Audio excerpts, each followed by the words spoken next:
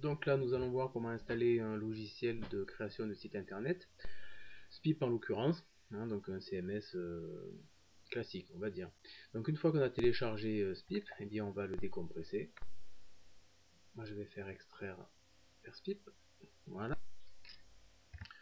Donc le fichier a été extrait ici, en SPIP 2.10. Donc je vérifie que c'est bien le dossier racine, voilà, on est d'accord.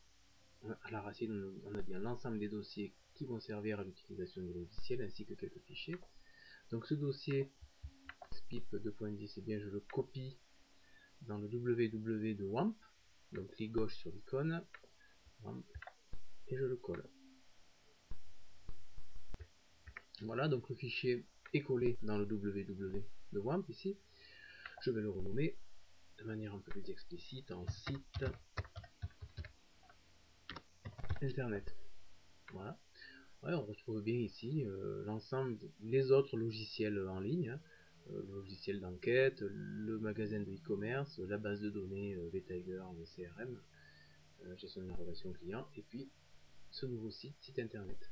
Donc si je lance avec clic gauche le localhost, donc la page de WAMP Server s'affiche, on a bien nos projets ici, avec le nouveau projet site internet. Donc je clique dessus, le site est en travaux. Pour le configurer, il y a une seule chose à savoir, c'est qu'à la suite de l'adresse, ici, localhost site internet, et bien on va taper écrire.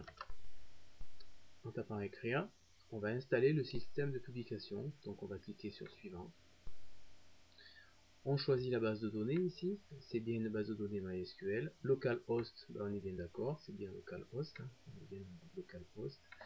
Il suffit de mettre root comme login d'accès, pas de mot de passe, et on clique sur suivant. Ici, eh bien, on va lui demander, donc SPIP va créer directement la base de données, pas besoin de passer par phpMyAdmin, donc on va lui demander de créer une base de données qui s'appellera site internet, et il va créer cette nouvelle base de données. On va faire suivant. Voilà, donc il a créé la base de données très rapidement. Ici, vous pouvez mettre votre nom qui servira sur le site, une adresse mail facultative, le login et le mot de passe. Alors bien sûr, un login et mot de passe, vraiment très important à se rappeler, puisque sans ces logins et sans ce mot de passe, on ne pourra pas administrer le site. Et on clique sur suivant. Voilà, une fois qu'on a cliqué sur suivant, et bien ça nous dit que c'est terminé, que tout est bon. On peut passer directement à l'espace privé. Le site est inscrit. En cliquant sur l'espace privé, on arrive sur la page d'administration du site. Alors pour ce site là, on peut voir un petit peu ce que ça va donner. Donc normalement là le site est installé et on va pouvoir créer des articles, créer des rubriques, mettre des photos, créer le site internet. L'utilisation du site pourrait faire l'objet d'une formation un peu plus poussée.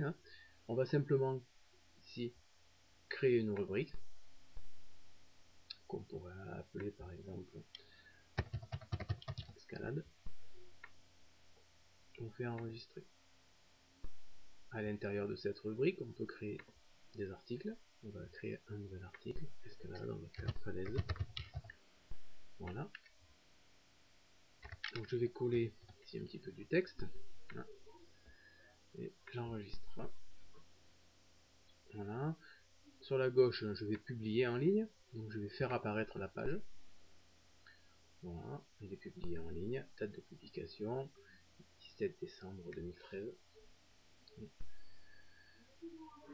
Au niveau de l'escalade, je vais créer un deuxième article. Il va s'appeler danger. Je colle du texte, on pourrait mettre des photos, mais bon, on va faire ça rapidement pour montrer ce que ça peut donner. Donc, je publie.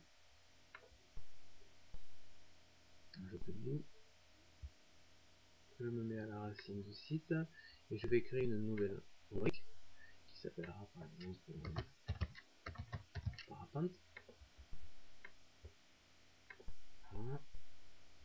Dans cette rubrique parapente, je vais créer un article qui va s'appeler par exemple, voilà, on enregistre. On publie. Je vais en créer un deuxième, toujours dans Parapente. Un article. Qui passe, on va l'appeler, pardon. On va par exemple, on colle. Et on enregistre. Voilà. Et on publie en ligne. Hein. Bon, c'est pas l'objet de cette formation, c'est pour voir que vraiment on peut créer des sites internet relativement facilement et en utilisant le WAMP server. Donc une fois que l'on a créé tous les articles, eh bien on peut aller le visiter. Donc je vais visiter moi dans un nouvel onglet.